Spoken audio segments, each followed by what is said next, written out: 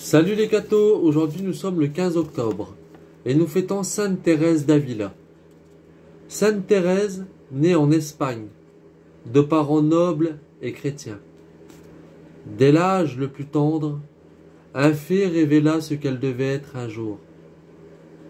Parmi ses frères, il y en avait un qu'elle aimait plus que les autres. Ils se réunissaient pour lire ensemble la vie des saints. Quoi ?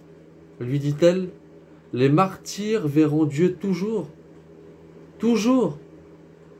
Allons, mon frère, chez les cruels morts, et soyons martyrs aussi. Nous, pour aller au ciel. Et joignant les actes aux paroles, elle emmenait son petit frère Rodrigue.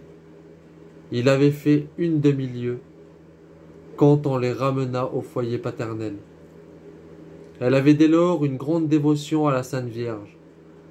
Chaque jour, elle récitait le rosaire. Ayant perdu sa mère à l'âge de 12 ans, elle alla se jeter en pleurant au pied d'une statue de Marie et la supplia de l'accepter pour sa fille, promettant de la regarder toujours comme sa mère. Cependant, sa ferveur eut un moment d'arrêt. De vaines lectures, la société d'une jeune parente mondaine, refroidirent son âme sans toutefois que le péché mortel la ternit jamais. Mais ce relâchement fut court, et une vive lumière divine inonda son âme. Elle résolut de quitter le monde. Elle en éprouva un grand déchirement de cœur, mais Dieu, pour l'encourager, lui montra un jour la place qu'elle lui occupait en enfer, si elle s'était attachée au monde. Dieu, voulant faire de Thérèse le type le plus accompli peut-être de l'union d'une âme avec l'époux céleste, employa 20 ans à la purifier par toutes sortes d'épreuves terribles, maladies, sécheresse, spirituelle, incapacité dans l'oraison.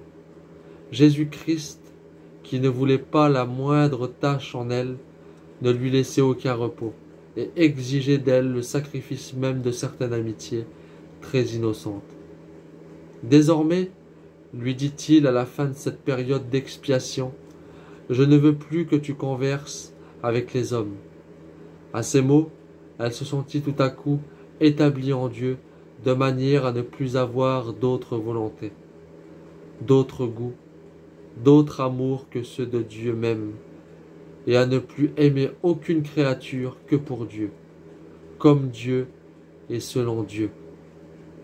Elle devint la réformatrice de l'ordre du Carmel, et travailla tant au salut des âmes que, d'après une révélation, elle convertit plus d'âmes dans la retraite de son couvent que saint François Xavier dans ses missions. Un séraphin vint un jour la percer du dard enflammé de l'amour divin. Jésus la prit pour épouse. Ses révélations, ses écrits, ses miracles, ses œuvres, ses vertus, tout est à la même hauteur sublime. Que Dieu vous bénisse, et à plus les cathos!